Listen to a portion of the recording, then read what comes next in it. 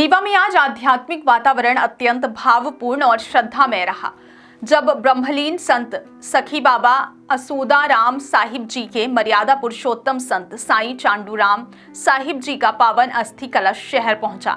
यह अस्थि कलश देश भर के प्रमुख संत भवनों, आध्यात्मिक स्थलों और सत्संग केंद्रों की यात्रा पर है, जिसका उद्देश्य संत परंपरा, गुरु शिष्य संबंध और मानवता को जोड़ने वाली आध्यात्मिक चेतना का संदेश जन जन तक पहुंचाना है।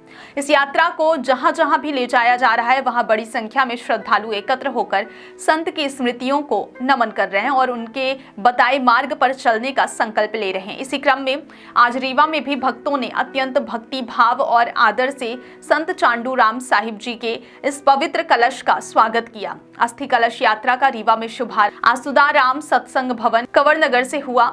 यात्रा बड़ी श्रद्धा और भजन कीर्तन के बीच प्रारंभ हुई और भक्तों की अगुवाई में आगे बढ़ती हुई सिंधु भवन पहुंची। पूरा मार्ग भक्ति, आध्यात्मिकता और संत परंपरा के प्रति प्रेम से भर गया था।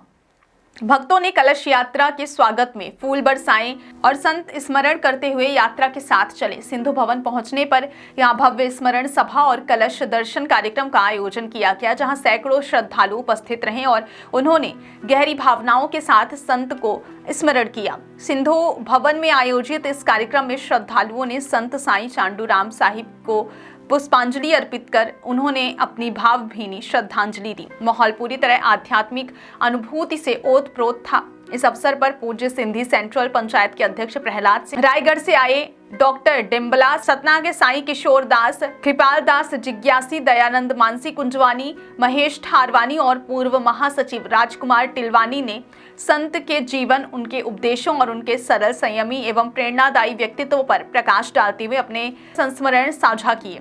वक्ताओं ने संत के आध्यात्मिक योगदान और समाज को दिशा देने वाली उनकी शिक्षाओं को याद करते हुए कहा कि वे हमेशा लोगों के जीवन में प्रकाश पुंज बने रहेंगे।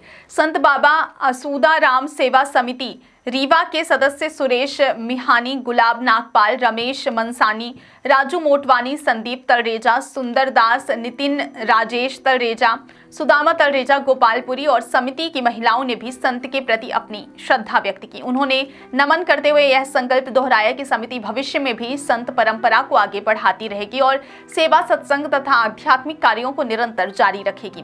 कार्यक्रम में सिंधु समाज रीवा के अनेक गणमान्य जन उपस्थित रहे, जिनमें रीवा संभाग कमिश्नर बीएस जामोद, प्रहलाद सिंह, संतुलाल आहूजा सहित अन्य लोग उपस्थित रहे। सखी बाबा संत जी का रीवा कई बार आगमन हुआ और उनकी विशेष कृपा हमारे रीवा श्रद्धालुओं पर थी।